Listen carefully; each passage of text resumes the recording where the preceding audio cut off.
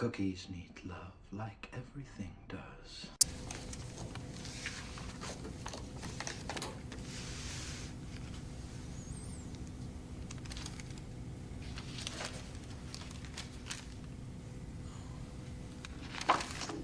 As you can see, we've had our eye on you for some time now, Mr. Anderson. It seems that you've been living two lives. In one life, you're Thomas A. Anderson, program writer for a respectable software company. You have a social security number, you pay your taxes, and you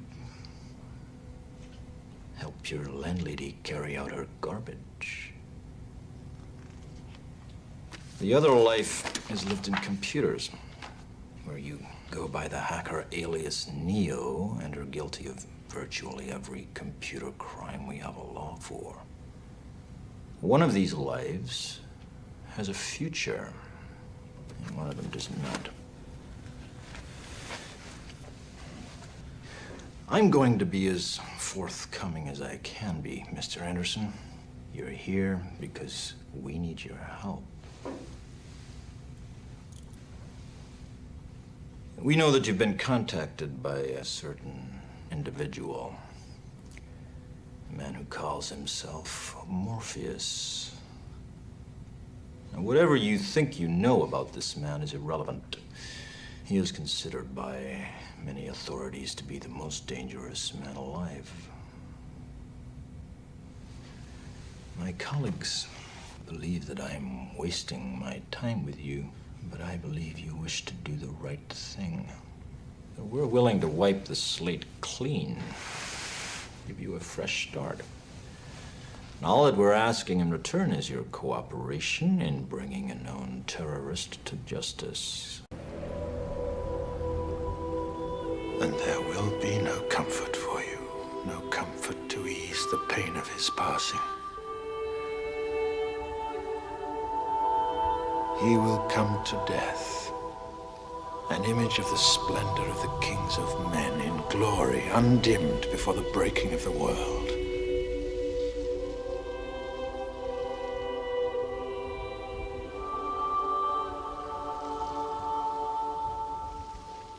But you, my daughter, you will linger on in darkness and in doubt. As nightfall in winter that comes without a star.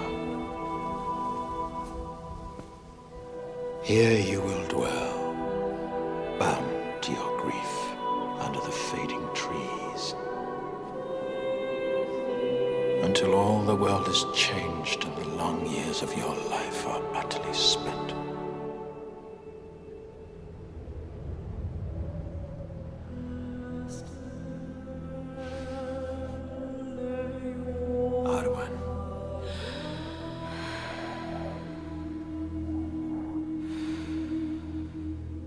There is nothing for you here, only death.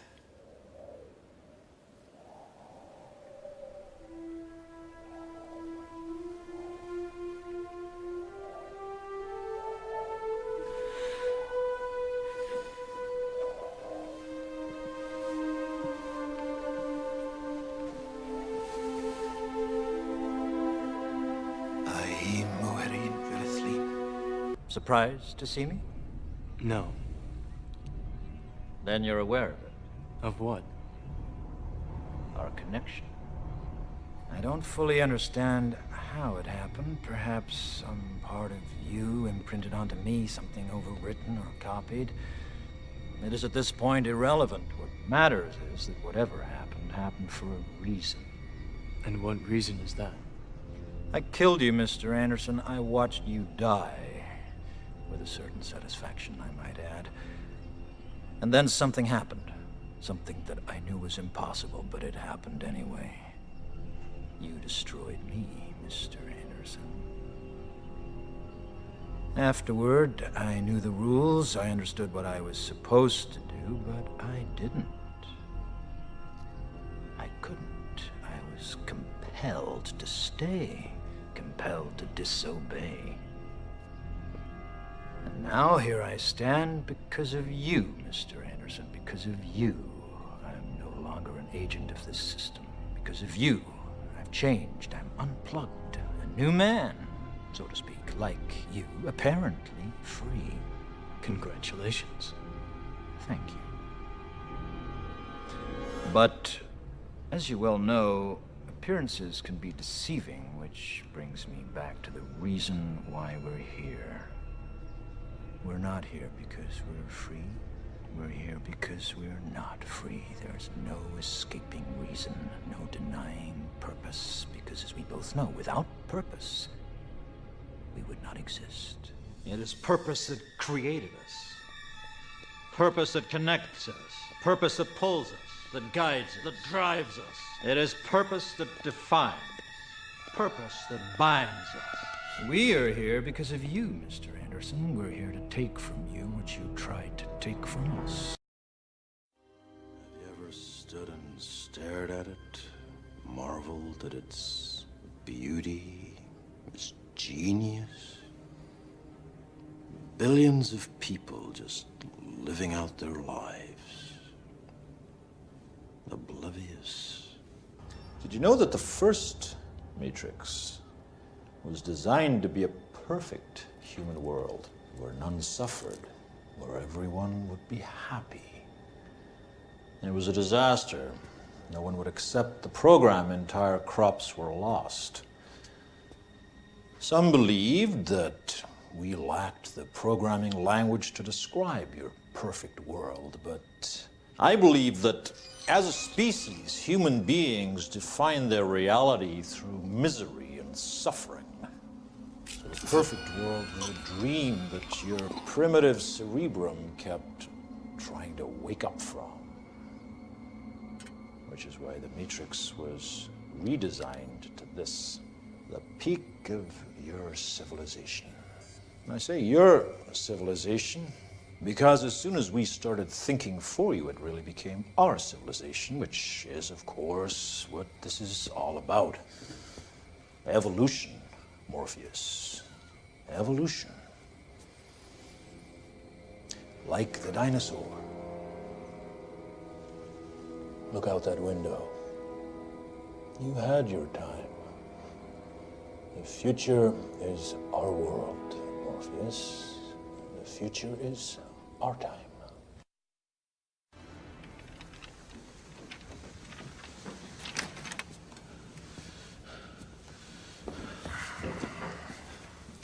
I'd like to share a revelation that I've had during my time here. It came to me when I tried to classify your species, and I realized that you're not actually mammals.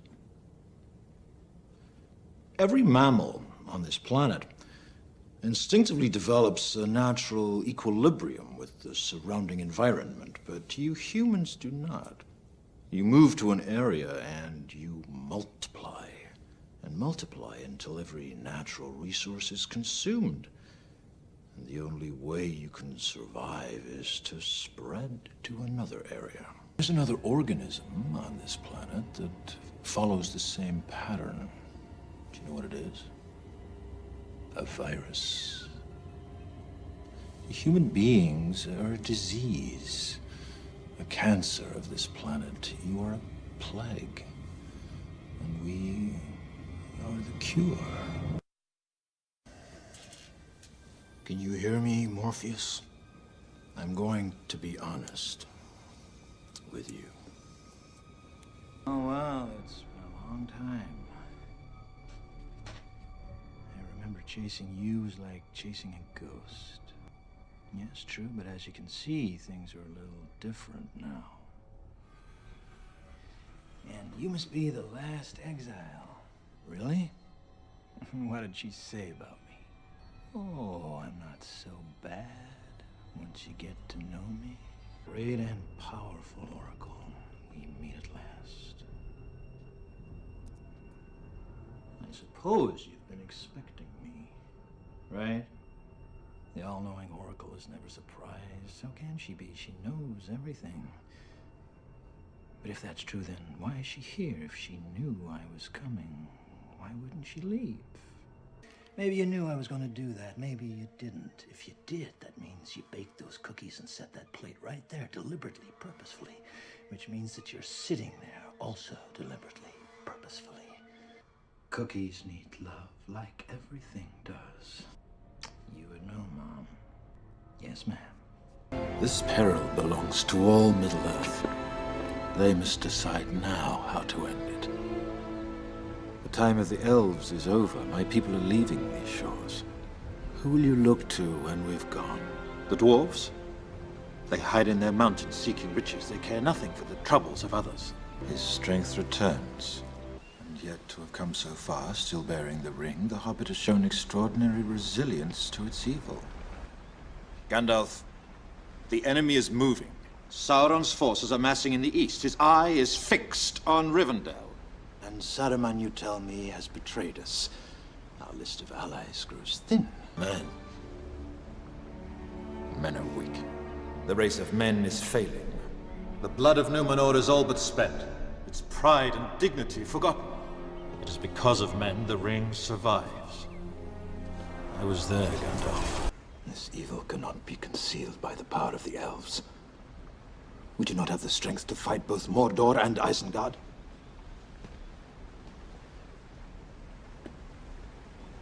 Gandalf, the ring cannot stay here. Isildur took the ring. I was there the day the strength of men failed. Cast it into the fire! Destroy it! No. Isildur! It should have ended that day, but evil was allowed to endure. Isildur kept the ring. The line of kings is broken. There's no strength left in the world of men. They're scattered, divided, leaderless. He turned from that path a long time ago. He has chosen exile. Strangers from distant lands, friends of old, you've been summoned here to answer the threat of Mordor. Middle-earth stands upon the brink of destruction. None can escape it.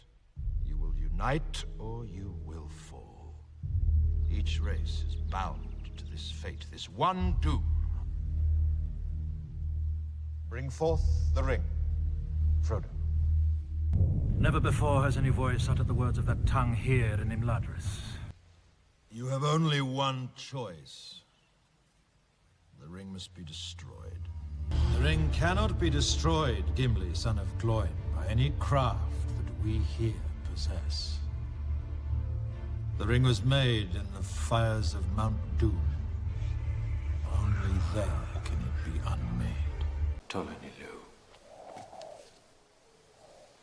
Ichair Gwanar Navalano Sibado no Kirar.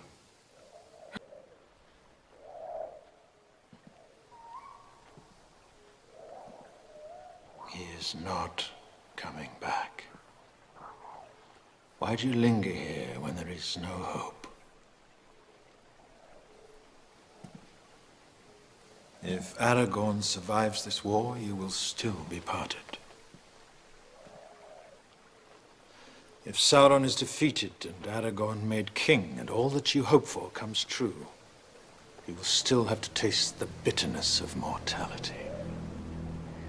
Whether by the sword or the slow decay of time, Aragorn will die. Cookies need love like everything does.